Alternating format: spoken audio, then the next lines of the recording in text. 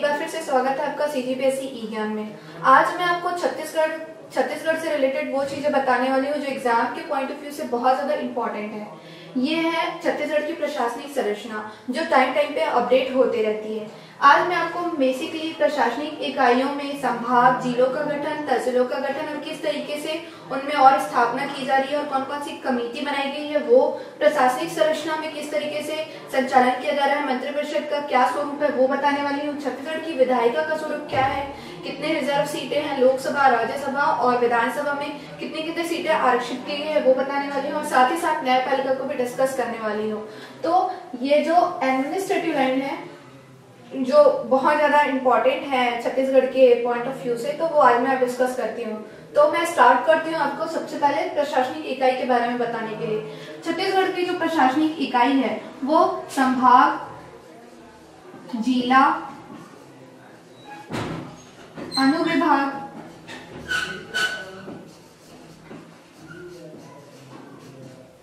सबसे पहले हम देखते हैं प्रशासनिक इकाइयों को। प्रशासनिक इकाइयों का जो क्रम है कुछ इस तरीके से है। सर्वप्रथम संभाग जो रहता है सबसे बड़ी प्रशासनिक इकाई है। संभाग को जिलों में डिवाइड किया जाता है, फिर जिले से वो अनुविभाग में बटे रहते हैं, अनुविभाग से तहसील में बटे रहते हैं और तहसील से हलकों में बटे रहते हैं। अब देखो, संभाग जो रहता है उसका जो प्रमुख रहता है वो संभाग आयुक्त रहता है। जो आईएएस वर्ग के जो ऑफिसर रहते हैं वो इसके प्रमुख होते हैं। जिले का जो प्रमुख रहता है वो कलेक्टर कहलाता है, यह भी आईएएस वर्ग के अधिकारी होते हैं। इसी तरीके से अनुविभागीय अधिकारी जो रहता है अनुविभाग का प्रमुख होता है, जो जिले के नीचे काम करता है, अर्थात कलेक्टर के नीचे रह करके काम करता है। ये कोई भी हो सकते हैं, या ये तो आईएएस संवर्ग के अधिकारी हो सकते हैं, डिप्टी कलेक्टर संवर्ग के अधिकारी होते हैं ज्यादातर। उसके अलावा होता है तहसील। तहसील में तहसीलदार की नियुक्ति की जाती है, ये अनुविभाग के अंदर रह करके काम करते हैं। और सबसे नीचे वाला जो है वो पटवारी का हल्का होता है, जिसमें पटवारी जो रहता है गांव की इकाई के प्रतिनिधि के रूप में काम करता है। अब जब छत्तीसगढ़ जो है वो मध्य प्रदेश का हिस्सा था, उस समय छत्तीसगढ़ में कुछ जिले और कुछ संभाग कवर किए गए, लेकिन सन 2000 को, मतलब 1 नवंबर सन 2000 को छत्तीसगढ़ का गठन हुआ। तो उसके समय जो छत्तीसगढ़ में उपस्थित जो जिलों की संख्या थी वो थी 16 और संभागों की संख्या थी 3। कौन कौन से संभाग थे? एक तो आपका हो गया ये बिलासपुर संभाग था, रायपुर संभाग था और बस्तर संभाग था। इसी के साथ ही अप्रैल 2008 में सरगुजा संभाग का गठन किया गया और इसी के साथ ही 15 अगस्त 2013 को दुर्ग संभाग का गठन हुआ। तो अभी वर्तमान में 2016 की स्थिति में छत्तीसगढ़ में 5 संभाग उपस्थित हैं। मैं मार्क करके दिखाती हूँ इसका क्षेत्र कहाँ से कहाँ तक है। ये हो गया आपको ऊपर का सरगुजा संभाग, मुंगेली, बिलासपुर, जांजगीर चांपा, रायगढ़, इन तीनों में बॉर्डर कर देती हूँ। तो ये हो गया आपका बिलासपुर संभाग। इसी तरीके से ये बेमेतरा, दुर्ग, बालोद और राजनांदगांव, ये वाला जो सेक्शन हो गया ये हो गया दुर्ग संभाग और धमतरी को कवर कर देती हूँ। तो ये पूरा हो गया रायपुर संभाग। उसी के साथ नीचे में कांकेर से लेकर के सुकमा तक का जो क्षेत्र है वो आता है आपका बिलासपुर संभाग में। अब अगला देखते हैं हम जिलों की स्थापना किस तरीके से हुई और उनका कालक्रम क्या था और किस तरीके से छत्तीसगढ़ का जो मैप था वो चेंज होने लगा। सबसे पहले 1861 में रायपुर और बिलासपुर जिले का गठन हुआ था।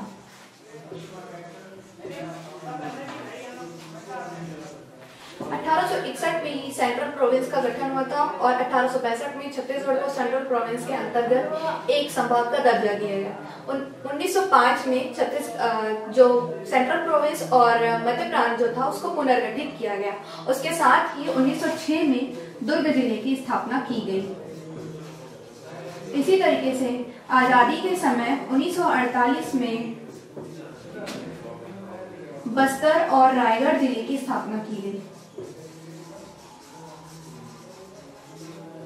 अब 1956 में फिर से सरगुजा जिले की स्थापना की गई। उसी के साथ ही 1973 74 ऐसा कालक्रम लिया जाता है। 1972, 73, 73, 74 ईस्वी में ही राजनांदगांव जिले का गठन किया गया। कालक्रम में यदि हम जाते हैं तो 1998 में 9 जिलों का गठन हुआ। अब देखते हैं वो 9 जिले कौन कौन से थे। संभाग अनुसार अगर आप याद करते हो तो आपको बहुत इजी पड़ेगा। सबसे पहले चलते हैं बस्तर संभाग। बस्तर संभाग में 2 जिलों का गठन हुआ, आपका कांकेर आया और दूसरा आया दंतेवाड़ा। इसी तरीके से अगर हम रायपुर संभाग की बात करते हैं तो धमतरी और महासमुंद 2 जिलों का गठन हुआ 1998 में। अब चलते हैं दुर्ग संभाग। दुर्ग में राजनांदगांव की स्थापना हो चुकी थी। आपके इसकी स्थापना की गई, किसकी? कवर्धा की। राजनांदगांव और बिलासपुर दोनों को काट करके इसकी स्थापना की। सॉरी, एक चीज और बताती हूँ कि जो बस्तर संभाग में बस्तर से अलग होकर के कांकेर की स्थापना की गई थी और दंतेवाड़े की स्थापना की गई थी, और रायपुर से अलग करके धमतरी और महासमुंद दोनों की स्थापना की गई थी। कई बार एग्जाम में पूछा जाता है कि कौन सा जिला किससे अलग होकर के बना। तो अभी रिसेंटली एक पेपर में, शायद संप्रेक्षण का पेपर था, उसमें पूछा गया था। 2015 में ये कंडक्ट हुआ था, नहीं 2016 में कंडक्ट हुआ था। उसमें पूछा गया था कि कौन सा जिला है जो 2 जिलों से मिलकर के बना था, और उसमें ऑप्शन में था कवर्धा। इसको राजनांदगांव और बिलासपुर दोनों से काट करके बनाया गया है। अब बस्तर संभाग में, बिलासपुर संभाग में चलते हैं। इसमें कोरबा और इसकी स्थापना की गई थी, जांजगीर चांपा, है ना। उसके बाद सरगुजा संभाग की अगर बात करते हैं तो सरगुजा संभाग में केवल कोरिया की स्थापना की गई थी, और जशपुर की स्थापना तो रायगढ़ को काट करके की गई थी। तो इस तरीके से 1998 में 9 जिलों की स्थापना हुई। फिर क्या हुआ? 2007 का समय आया। इस समय फिर से बीजापुर और नारायणपुर दोनों की स्थापना की गई। नारायणपुर की स्थापना बस्तर को काट करके की गई और दंतेवाड़ा से काट करके बीजापुर की स्थापना की गई।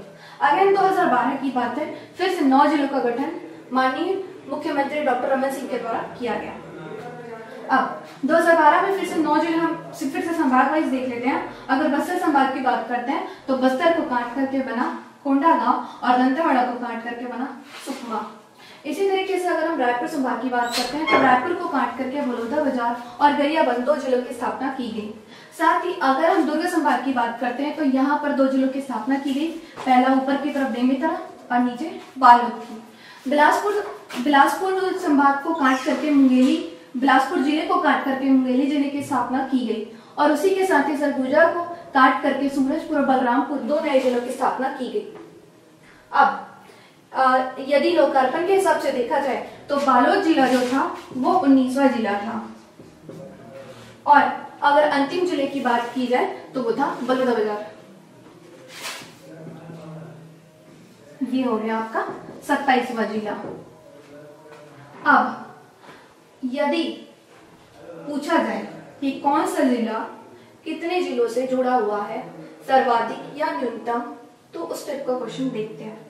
देखो, जो आपका बलौदाबाजार जिला है ये एक इकलौता ऐसा जिला है जो 7 जिलों से जुड़ा हुआ है। मैप में फोकस करिए। ये रहा रायपुर, महासमुंद, रायगढ़, जांजगीर चांपा, बिलासपुर, मुंगेली एंड बेमेतरा। ठीक है। इसी तरीके से अगर पूछा जाए एग्जाम में कि कितने जिले जो हैं वो 6 जिलों से लगा हुआ है, ठीक है, तो एग्जाम्पल देती हूँ आपको। इसका हो जाएगा रायपुर। फिर से मैप में फोकस कीजिए।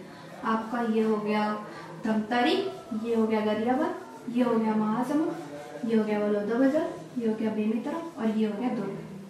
ठीक, पहला। दूसरा हो गया आपका धमतरी। धमतरी में फिर से ये रायपुर से जुड़ा है, इधर दुर्ग से जुड़ा है, इधर बालोद से जुड़ा हुआ है, इधर कांकेर से जुड़ा हुआ है, इधर कोंडागांव से जुड़ा हुआ है और इधर जुड़ा हुआ है गरियाबंद से। अगला है आपका कोरबा। कोरबा को एक बार देख लेते हैं। ये हो गया बिलासपुर, ये हुआ कोरिया, सूरजपुर, सरगुजा, रायगढ़ एंड जांजगीर चांपा। तो इस तरीके से कोरबा भी जो है वो 6 जिलों से घिरा हुआ है। अगला चलते हैं हम रायगढ़। रायगढ़ इस तरफ से महासमुंद से, ये आपका जांजगीर चांपा और ये बलौदाबाजार, जांजगीर चांपा, कोरबा, सरगुजा एंड जशपुर। ठीक है। और लास्ट में आता है आपका बेमेतरा।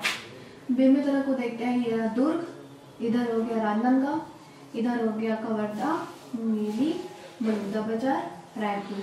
तो इस तरीके से जो 6 जिले हैं वो अलग अलग अलग 6 जिलों से, नहीं सॉरी 5 जिले जो है वो 6 जिलों से जुड़े हुए हैं। अगला आता है संभाग के बाद अनुविभाग। संभाग के बाद हमने पढ़ लिया जिला, जिला के बाद अब आता है अनुविभाग। अनुविभाग के बारे में हमें कुछ नहीं जानना है, इसमें बस ये है कि कलेक्टर, डिप्टी कलेक्टर संवर्ग के या आईएएस संवर्ग के जो ट्रेनी अधिकारी रहते हैं उन्हें उसका प्रमुख बनाया जाता है और जो जिले के नीचे रह करके काम करते हैं, ठीक है। उसके नीचे आ जाता है तहसील। तहसीलों की संख्या जो है वो 2016 की स्थिति में 150 है। हाल ही में जरहा को तहसील घोषित किया गया है और पहले तहसीलों की संख्या 149 थी, ठीक है। तो देखो सबसे ज्यादा दिक्कत ये आती है कि हम तहसीलों को कैसे याद किए। मुझे भी ये चीजें याद नहीं होती थी, फिर मैंने एक ट्रिक निकाला। मैंने सोचा कि क्यों ना इसका नंबरिंग कर दिया जाए और कुछ इस तरीके से मैंने याद किया। सबसे पहले चलते हैं हम रायपुर संभाग में। रायपुर संभाग में मैंने ऐसे ऐड किया 444, ठीक है, नीचे नीचे 55, उसके बाद 6, कुछ इस तरीके से याद किया।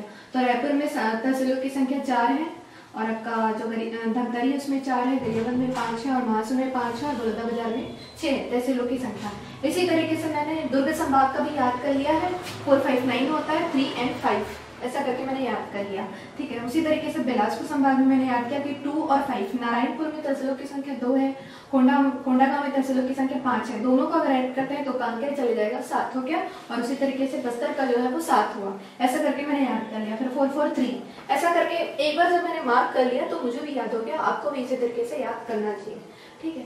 उसके बाद चलते हैं बिलासपुर संभाग। बिलासपुर संभाग में मैंने सेम चीजें की, जैसे 3 और 5 इन दोनों को जोड़ करके आपका बस्तर बिलासपुर का हो गया 8। इसी तरीके से हम जानते हैं कि सर्वाधिक जो तहसीलों की जो संख्या है वो जांजगीर चांपा जिले में है, जिसकी संख्या 9 है।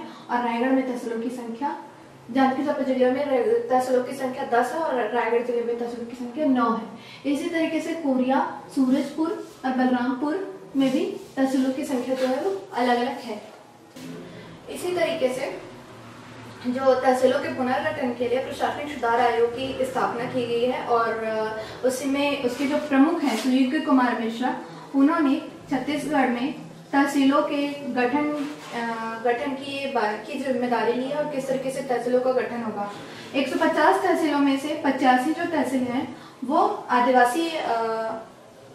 आदिवासियों से, मतलब आदिवासियों की यहाँ वहाँ पर बहुलता पाई गई है, ठीक है। अब एक चीज मैंने इसमें मिस्टेकली बोल दिया था कि जो राज्य का जो 27वां जो जिला है लोकार्पण के हिसाब से जो है वो कोंडागांव है, ये वाला जो एरिया है वो है। इसी तरीके से विकास खंडों की जो संख्या है वो 146 है। इस 146 में से अगेन 85 जो विकास खंड है जो आदिवासी विकास खंड घोषित किए गए हैं। अब ये जो विकास खंड है इन्हीं को बोला जाता है जनपद। जनपदों की जो संख्या है उसकी भी जो संख्या है वो 146 है। अब हम छत्तीसगढ़ की कुछ प्रशासनिक इकाइयां हैं उसके बारे में डिस्कस करते हैं। छत्तीसगढ़ में मुख्यतः जो सभी कार्यों का जो संचालन है वो विधानसभा के द्वारा गठित मंत्रालय भवन के द्वारा किया जाता है। अब देखो मंत्रालय भवन और सचिवालय भवन का जो नाम है वो महानदी रखा गया है। इसी तरीके से विभाग अध्यक्ष भवन का नाम रखा गया है इंद्रावती। राज्य में जो राज्यपाल है वो संवैधानिक प्रमुख है और सभी कार्य जो है वो मुख्यमंत्री के द्वारा किए जाते हैं। अब देखो जो राज्य का जो अतिथि गृह है उसका नाम पहुना रखा गया है। छत्तीसगढ़ में अधिकतम 13 मंत्रियों की नियुक्ति की जा सकती है। जो विधानसभा में अभी वर्तमान में 13 मंत्रियों को अलग अलग प्रभार दिया गया है, ठीक है। अब ये तो पूरा ये समझ में आ गया कि ठीक है प्रशासनिक इकाइयां क्या है, लेकिन इसका जो प्रशासन का जो प्रमुख जो नौकरशाही का जो पद है, जो सचिव का जो पद है, वर्तमान में 2016 की स्थिति में विवेक ढांड को मुख्य सचिव का दर्जा दिया गया है। अब हम डिस्कस करते हैं छत्तीसगढ़ की विधायिका के बारे में। देखो विधायिका की जो संरचना होती है वो विधानसभा के द्वारा होती है। विधानसभा या विधान परिषद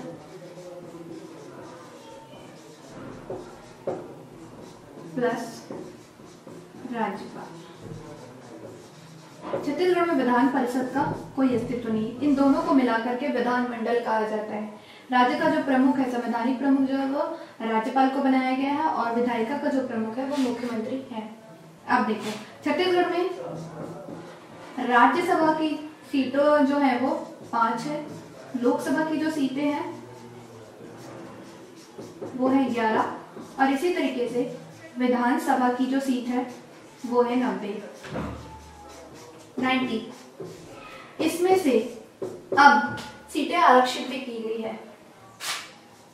इसको इस तरीके से याद करो, 1 4 6, सॉरी ये इसका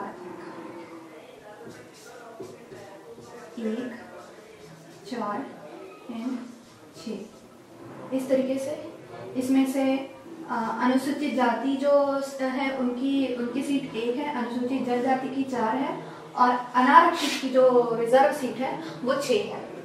इसी तरीके से विधानसभा का अगर देखेंगे तो विधानसभा का हो जाएगा 10, 29 एंड 51। ये हो गया अनुसूचित जाति, ये हो गया अनुसूचित जनजाति और ये हो गया अनारक्षित। ठीक, इसी तरीके से राज्यसभा का सीट जो है वो इस तरीके से है। 1 छत्तीसगढ़ की जो विधानसभा भवन का जो नाम रखा गया है वो मिनी माता के नाम पर रखा गया है, जो छत्तीसगढ़ की प्रथम महिला सांसद थी, मिनी माता। ठीक है, अब छत्तीसगढ़ में ये सब चीजें तो हमने देख ली है, अब इसके आगे का भी थोड़ा देख लेते हैं। जैसे कि जो विधानसभा का जो प्रथम सत्र है वो 14 दिसंबर 2000 को शुरू हुआ था। ये एग्जाम में कई बार पूछा गया है और इस डेट को आपको अच्छे से याद रखना है। ठीक है, इसी तरीके से जो विधानसभा का जब गठन किया गया था उस समय जो मुख्यमंत्री प्रथम जो मुख्यमंत्री बनाए गए थे डॉक्टर अजीत प्रमोद जोगी को बनाया गया था। उसके पश्चात तो डॉक्टर रमन सिंह की सरकार चल रही है, बीजेपी की सरकार चल रही है। छत्तीसगढ़ की जो विधानसभा है उसमें कुल सदस्यों की संख्या वर्तमान में 91 है। राज्यपाल के द्वारा एक सदस्य जो है वो मनोनीत किया जा सकता है। जब सन 2000 में प्रथम विधानसभा का गठन हुआ उसके साथ ही एक जो आंग्ल भारतीय है उसको मनोनीत किया गया था, श्रीमती इंग्रिड क्रिस्टीन मैकलाउड को मनोनीत किया गया था। उसी तरीके से और भी लोगों को मनोनीत किया गया। अभी वर्तमान में सन 2013 में जो चौथी विधानसभा का गठन हुआ उस समय श्री बर्नार्ड जोसेफ रॉड्रिग्स को मनोनीत किया गया है। अब इसी के साथ ही हम कुछ और प्रमुख अधिकारियों के बारे में देखते हैं। जैसे राज्यपालों की नियुक्ति, अभी तक कितने राज्यपाल हुए हैं, किन किन का नियुक्ति किया गया है, उसके अलावा मुख्यमंत्री कितने रहे हैं, उसके बाद विधानसभा अध्यक्ष, उपाध्यक्ष और नेता प्रतिपक्ष, इन 3-4 पॉइंट्स को हम देखेंगे रैंडमली, एक एक के बाद एक एक देखेंगे। सबसे पहले देखते हैं राज्यपाल। देखो सबसे पहले तो दिनेश नंदन सहाय को राज्यपाल नियुक्त किया गया था। उसके बाद जनरल KM सेठ को नियुक्त किया गया, कार्यवाहक के रूप में सुशील कुमार शिंदे को नियुक्त किया गया। उसके बाद ES नरसिम्हन को, फिर शेखर दत्त को, फिर से रामनरेश यादव को कार्यवाहक नियुक्त किया गया और वर्तमान में सन 2014 से बलराम दास टंडन जी को राज्यपाल नियुक्त किया गया है, वही वर्तमान में हमारे राज्यपाल हैं। ठीक है, अब इसको मैंने किस तरीके से याद किया मैं आपको बताती हूँ। मैंने रटना शुरू कर दिया है, इसलिए इन सब चीज़ों को मैं रट देती हूँ, फिर एक के बाद एक मेरे मुंह से निकलने लगता है। तो मैंने ऐसे याद कर लिया कि दिनेश और सेठ, शिंदे, नरसिम्हन, दत्त और यादव और बलराम दास टंडन, ऐसे करके। तो कुछ अगर रूटीन भी याद हो जाता है तो फिर मैं उसके बाद उसमें और ज़्यादा एफर्ट नहीं लगाती। तो आप भी कुछ इसी तरीके से याद करिए और चीज़ों को बस याद कर लीजिए। आगे हम देखते हैं अब मुख्यमंत्री, विधानसभा अध्यक्ष, विधानसभा उपाध्यक्ष और नेता प्रतिपक्ष के बारे में, कौन कौन से जो व्यक्ति अभी तक स्थापित हुए इस पद में। देखो मुख्यमंत्री जो थे वो 2003 तक माननीय अजीत जोगी जी थे। उसके बाद 2004 से लेकर के वर्तमान में 2016 तक रमन सिंह जो जी हैं वो अपने मुख्यमंत्री हैं। इसी तरीके से अगर विधानसभा अध्यक्ष को देखा जाए तो सर्वप्रथम राजेंद्र प्रसाद जो शुक्ल थे वो 2003 तक आपके विधानसभा अध्यक्ष रहे। उसके बाद प्रेम प्रकाश पांडे आए, उसके बाद धर्मलाल कौशिक जी आए। इनका भी जो कार्यकाल था 2009 से 2014 तक रहा। अब नहीं, इनका जो कार्यकाल है वो 2009 से कुछ समय के लिए रहा। अभी वर्तमान में विधानसभा के जो अध्यक्ष हैं वो हैं गौरीशंकर अग्रवाल।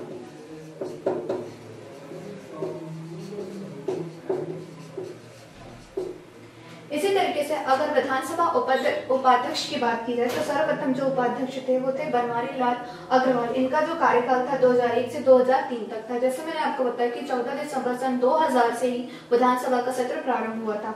उसके बाद बने धर्मजीत सिंह, उसके बाद बने बद्रीधर दीवान, उसके बाद बने नारायण चंदेल और वर्तमान में 2013 से बद्रीधर जो दीवान है वो विधानसभा के उपाध्यक्ष नियुक्त हुए हैं। अब इसको कैसे याद करें, सबसे ज्यादा कंफ्यूजन इसी चीज में होता है। तो मैंने सीधा सा इसका जो फर्स्ट अल्फाबेट है वो ले लिया है, RPDG ऐसे। उसी तरीके से विधानसभा उपाध्यक्ष का भी मैंने वैसे ही ले लिया है, BDBNB। इसको भी मैंने इसी तरीके से याद कर लिया, बड़ी इजी तरीके से, मुझे काफी दिन से ये चीजें याद है। अब देखते हैं नेता प्रतिपक्ष। नेता प्रतिपक्ष का मैंने अपनी फ्रेंड के नाम पे एक कोड बना लिया है, NMRTA। यहाँ पे मैंने ए को हिडन कर दिया है, NMRT करके कोड बना लिया है, जिसमें सबसे पहले तो N से आता है आपका नंद कुमार साय जो हमारे प्रथम नेता प्रतिपक्ष थे। उसके बाद आते हैं महेंद्र कर्मा, सलवा जुलूम चलाने वाले बहुत फेमस हमारे नेताजी थे ये भी, जिनकी मृत्यु हो चुकी है वर्तमान में भी। उसके बाद आते हैं रविंद्र चौबे, उसके बाद आते हैं प्रेजेंट में TS सिंहदेव। उसी तरीके से प्रथम जो उपनेता की बात चलती है तो प्रथम उपनेता में नाम आता है आपका रेणु जोगी जी का, जो अभी वर्तमान में प्रथम उपनेता है। इसी तरीके से जैसे कि राज्य में जो नौकरशाही का जो पद है वो बहुत ज्यादा इंपॉर्टेंट है, तो उसको भी एक बार देख लेते हैं हम। राज्य में अभी तक जितने भी मुख्य सचिवों की नियुक्ति की गई है उसका मैंने यहाँ पे एक लिस्ट तैयार किया हुआ है। देखो ये सब चीजें जो है वो कभी भी पूछा जा सकता है एग्जाम में, जैसे कि व्यापक के पेपर में, PSC के पेपर में। आजकल तो पर्यटनों की संख्या कितनी है ये भी पूछा जा रहा है, तो मेरे को ऐसा लगता है कि ये भी बहुत इंपॉर्टेंट है। सबसे पहले मुख्य सचिव की जो नियुक्ति अरुण कुमार जी की गई थी, जो IAS वर्ग के अधिकारी हैं। याद रखिए कि मुख्य सचिव की जो पद है वो IAS वर्ग के अधिकारियों की लिए ही बना हुआ है, ठीक है। तो इस तरीके से अभी तक टोटल 8 जो है वो मुख्य सचिवों की नियुक्ति की गई है। वर्तमान में 2016 की स्थिति में श्री विवेक धाणी जी जो है वो हमारे मुख्य सचिव हैं। सर्वप्रथम अरुण कुमार की नियुक्ति की गई, उसके अलावा सुभज्योति कुमार मिश्रा जी की नियुक्ति की गई। तृतीय नंबर पे AK विजयवर्गीय की नियुक्ति की गई, RP बघी की नियुक्ति की गई, शिवराज सिंह चौहान की नियुक्ति की गई। ये मध्य प्रदेश के मुख्यमंत्री नहीं, यहाँ के जो मुख्य सचिव थे उनका भी नाम शिवराज सिंह था। उसके अलावा P जॉय की नियुक्ति की गई, सुनील कुमार की नियुक्ति की गई और अंतिम में विवेक धाणी की नियुक्ति की गई। इस तरीके से 8 लोगों की नियुक्ति की जा चुकी है। इसी तरीके से जैसे कि प्रशासन के लिए मुख्य सचिव का पद बहुत इंपॉर्टेंट है। उसी तरीके से पुलिस प्रशासन की दृष्टि में जो आपको पुलिस महानिदेशक है जिन्हें कहा जाता है DGP, उनकी भी नियुक्ति जो है वो बहुत इंपॉर्टेंट है और बहुत महत्वपूर्ण है। ये IPS वर्ग के जो अधिकारी हैं उन्हीं को नियुक्त किया जाता है। तो सर्वप्रथम मोहन शुक्ल को पुलिस महानिदेशक नियुक्त किया गया था। उसके अलावा RID यादव, VK दास, अशोक तरवाड़ी, OP राठौर, उसके साथ लास्ट में राम निवास और AN उपाध्याय की नियुक्ति की गई। AN उपाध्याय जी को वर्ष 2013-14 के बीच में ही उन्हें राष्ट्रपति पुरस्कार से सम्मानित किया गया था। उसके बाद से ही उनकी नियुक्ति की गई है। इस तरीके से टोटल 9 पुलिस महानिदेशकों की नियुक्ति अभी तक की जा चुकी है। तो एग्जाम में कुछ भी पूछा जा सकता है, पूछ लेंगे अभी तक कितने पुलिस महानिदेशकों की नियुक्ति की जा चुकी है, तो एग्जाम आपका आंसर होगा 9। अब हम एक बार उन चीजों को भी देख लेते हैं जो राज्य में निर्माण के समय नियुक्त हुए और जो प्रथम जिसकी नियुक्ति की गई। तो देखो सर्वप्रथम तो प्रोटेम स्पीकर जो थे विधानसभा के, जो प्रथम प्रोटेम स्पीकर थे वो थे महेंद्र बहादुर सिंह, ठीक है। इसके साथ ही छत्तीसगढ़ में लोक सेवा आयोग का गठन किया गया, राजस्व मंडल का गठन किया गया जिसका मुख्यालय जो है वो बिलासपुर को बनाया गया। उसके अलावा लोकायुक्त की नियुक्ति की गई, मानवाधिकार आयोग की नियुक्ति की गई, राज्य मुख्य सूचना आयुक्त की नियुक्ति की गई, ठीक है। जो लोक सेवा आयोग है उसके जो अध्यक्ष थे, प्रथम जो अध्यक्ष थे वो मोहन शुक्ल थे। तो रिलेक्ट करके याद कर लीजिए कि पुलिस महानिदेशक भी वही थे और लोक सेवा आयोग के अध्यक्ष भी वही थे। दूसरा था राजस्व मंडल जिसका मुख्यालय बिलासपुर है, उसके जो अध्यक्ष थे BK ऐसरे थे। ठीक है। अब लोकायुक्त और मानवाधिकार आयोग दोनों के जो अध्यक्ष थे वो थे के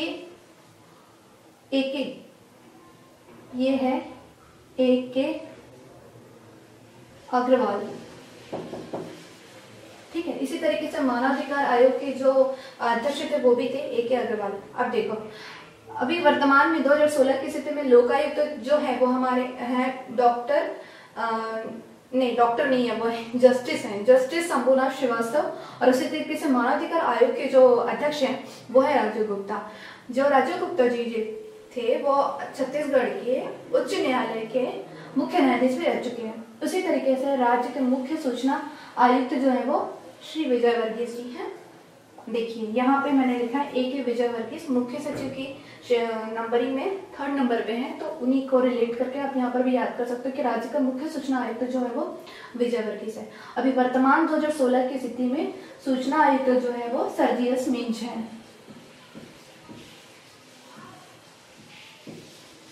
किसी भी देश के प्रशासन को चलाने के लिए न्यायपालिका का भी बहुत महत्व है। तो आज अभी हम फिर से न्यायपालिका की संरचना को देख लेते हैं।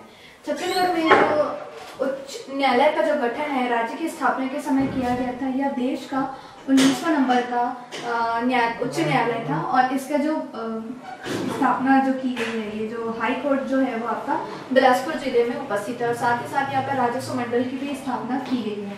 अब हम देखते हैं एक के बाद एक कितने न्यायाधीशों की नियुक्ति की गई।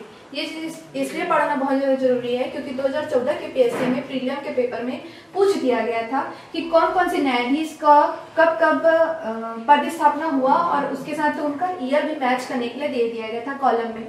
तो 1 by 1 देखते हैं। सर्वप्रथम जो RS गर्ग थे, जस्टिस RS गर्ग, वो कार्यवाहक मुख्य न्यायाधीश नियुक्त किए गए थे।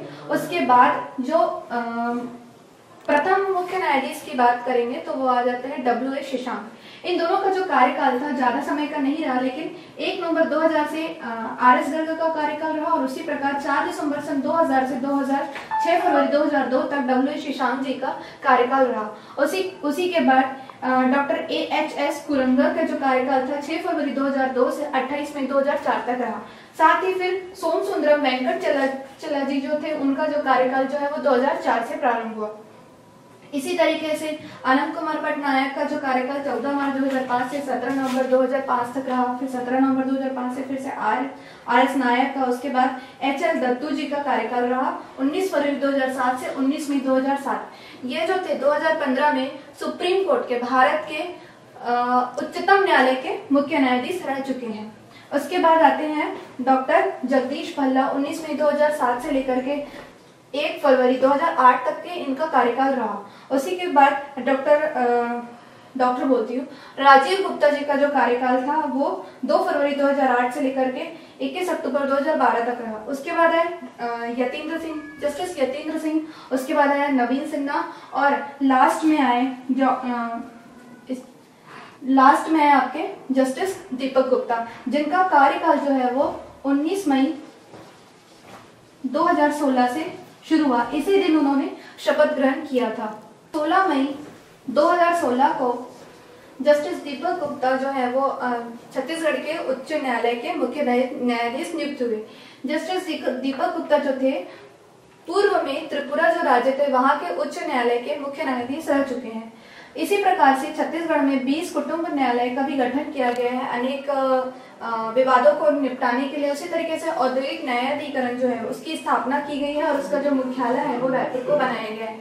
अभी वर्तमान में 2016 में ही ये बात है आपकी जुलाई अगस्त के समय की, उसमें भारत के प्रथम मानवाधिकार न्यायालय का गठन किया गया है। इसका मुख्यालय भी रायपुर को बनाया गया है, जिसके प्रथम जो मुख्य न्यायाधीश है वो है जस्टिस अरविंद वर्मा।